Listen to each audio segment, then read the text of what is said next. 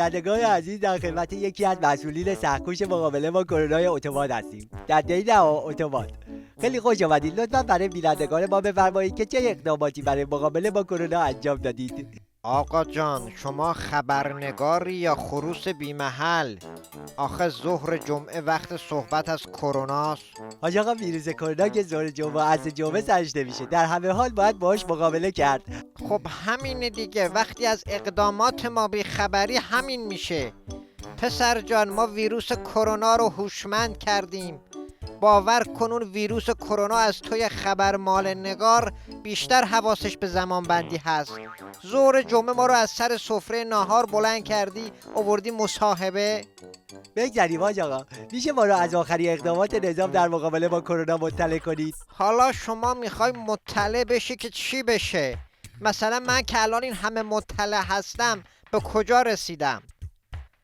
بعدش هم این که ولش کن، یادم نبود اینا داره تو صدا و سیمای نظام پخش میشه. بله آقا جان، ما و همه شخصیت‌های لشکری و کشوری و سپاهی و بسیجی به صورت تمام وقت در جنگ با کرونا هستیم. چقدر عالی. میشه بفرمایید چطوری با کرونا می‌جنگید؟ با استفاده از روش‌های بسیار پیشرفته‌ای مثل چای نبات، عرق نعنا، هل و دارچین و زنجبیل و روغن بنفشه که اصلا معجزه میکنه.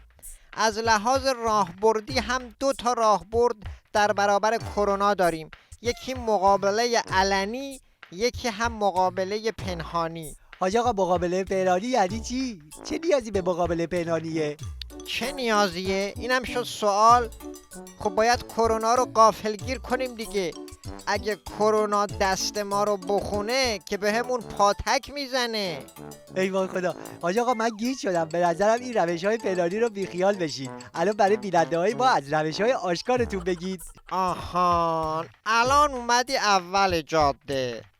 اونا برای پیشگیری بود. حالا اگه مبتلا شدی باید چیکار کنی؟ واقعا باید چیکار کنیم؟ هر جای بدنت کرونا گرفتی، اولین کاری که باید بکنی زرده تخم مرغ و زردچوبه رو زودی بذار روش.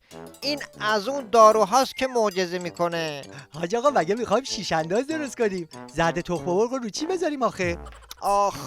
ببخشید آخه تو واسه ما حواس نمیذاری که. اون واسه شکستگی بود. صبر کن یادم بیاد. آقا حله، همه چی حله. چی حله حاج آقا؟ چی شد؟